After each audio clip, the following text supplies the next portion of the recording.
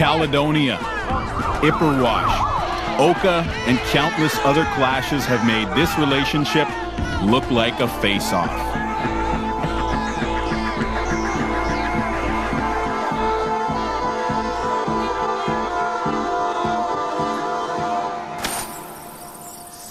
So what went wrong? It wasn't always like this when we started down the path. When the settlers first arrived, the natives welcomed them and helped them out. It wasn't like they showed up and the natives said, uh-oh, there goes the neighborhood. And the relationship grew stronger, fashionable even. Remember these? It's a beaver hat. This was considered cool back in the day. That's right, our rodents were all the rage in 17th century Europe. That led to the fur trade, and of course the fur trade gave us Canada. For a time, the Aboriginal people had this warm and fuzzy feeling, love and understanding. We documented that in wampum belts like this one that depict two canoes traveling down the river in parallel paths, neither one interfering with the other. It's cute, eh? And the English and French, well, for their part, they signed all sorts of big agreements with great seals. Ever since the Royal Proclamation of 1763, there's been banner promises like, the natives will not be molested. Or my personal favorite, the Queen's promise to the Cree of bounty and benevolence. You know, we Aboriginal people thought we were getting a seat at the big table.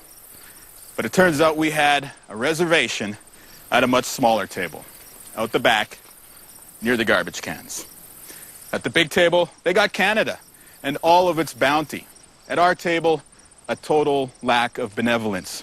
We got the plague, a plague of whiskey, and our parents and grandparents were molested in schools designed to kill the Indian in the child. So where did all of that go wrong? Well, step into my office, grab a seat on the big couch, and let's talk.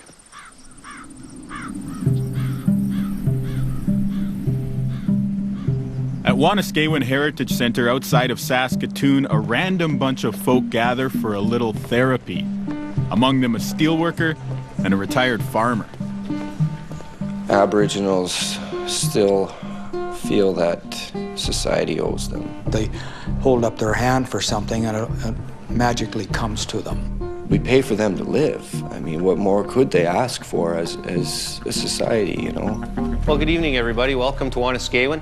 My name's John Lagimodiere, and I'm going to be speaking with you for the next couple hours about First Nations and Métis issues here in Saskatchewan. My company's called ACS Aboriginal Consulting Services, and it was formed about 14 years ago to go out and work with companies looking to hire and retain Aboriginal people.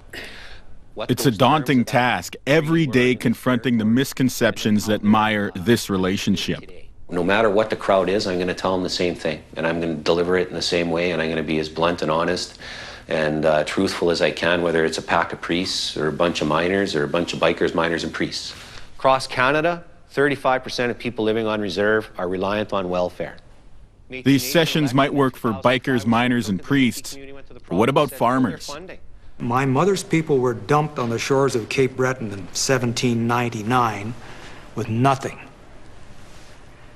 8 generations later, and as far as I know, nobody ever took welfare. Different situation, So though. what's the situation? Came over here. We're talking about an isolated group inside of a community that was put on reserves that were not legally allowed to even leave the reserve, that had administrative people that administrated their bands, that left them perennially poor. The point John is making is that Robert's ancestors didn't have every detail of their lives prescribed by a special law. Chapter 32, an act to amend the Indian Act. The Indian Act of 1876, which still governs life on reserves, held fast to John A. Macdonald's declaration to do away with the tribal system and assimilate the Indian peoples.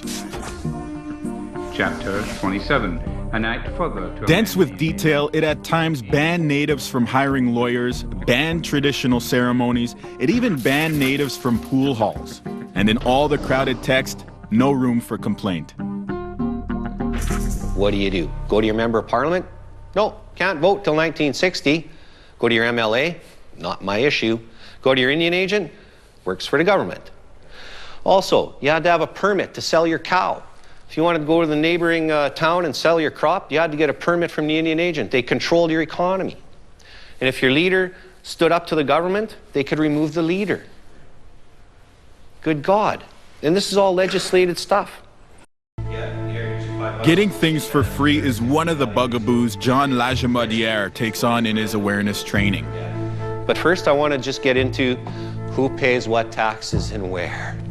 I went to rent a car or lease a car when I was a younger man at a major dealership in Saskatoon.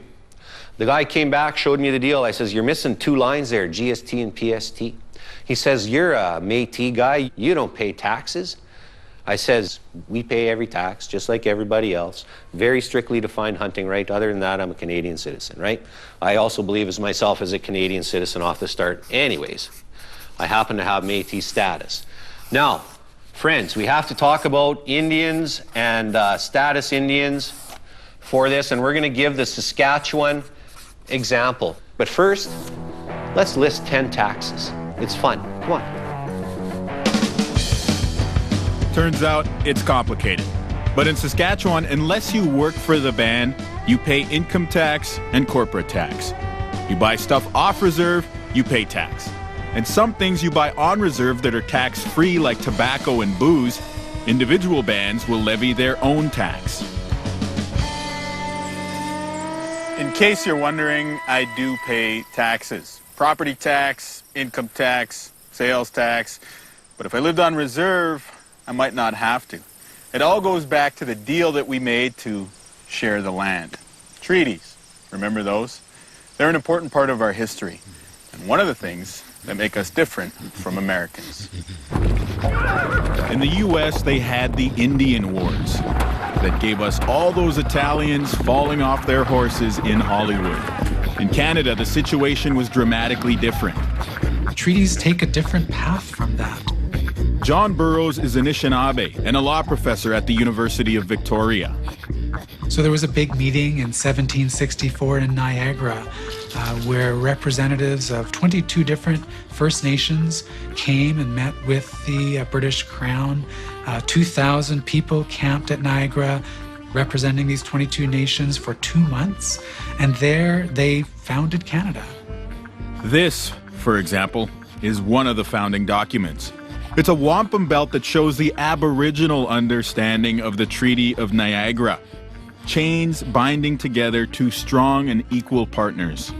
Canada wasn't just formed through British law alone. It was an intermingling of British law with Indigenous peoples' law. And putting those 2 sources of law together with the wampum belts, with the agreement, is the foundation of our country, founded on peace, friendship, and respect. It's a story I think we'd love to celebrate. It's nice and crisp. Thank you very much. Hey, it still gets celebrated. On Treaty Day, the Mounties come and hand everyone on the res $5. Why? Because that was what was negotiated. Shake the officer's hand, and you get yourself a double-double and a donut. Unfortunately, the chiefs in the 1700s didn't demand indexing for inflation, but they did demand other things. Treaties were not just a quick one-off. These chiefs had time to get ready. Some had several years to get ready, right? According to stories I was told, Chief Atakakoop and Chief Mistawasis each sent one of their people to Quebec, where they walked around universities and they studied post-secondary education before they negotiated the treaties. So I'm gonna put you folks in a bit of the Indians' moccasins here. Imagine it's 1870, right in this territory here. What do you think they asked of the Crown? And if you can give me 10 things, I will be duly impressed. Education. That's right.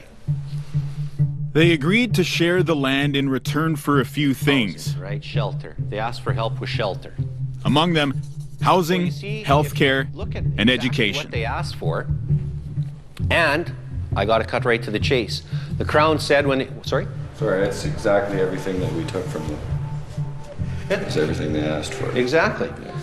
We negotiate a treaty with them, and that's oftentimes when the lights go on, hey? When people realize what was agreed on and why and how the process worked, that starts to flip on the lights. That's because few of the promises have been honored. Statistics on the underfunding of housing and healthcare are as stark as they are lamentable. And on education, well, 30% less will be spent on these kids than on other Canadian children. And it shows. We underfund Aboriginal education, First Nations education on reserve. We underfund healthcare. We underfund welfare compared to what other Canadians get. Take a look at the facts. And then all I would really say is let's give every single Canadian, whether they be Aboriginal or non-Aboriginal, the same funding, with the same quality, and let's see what happens.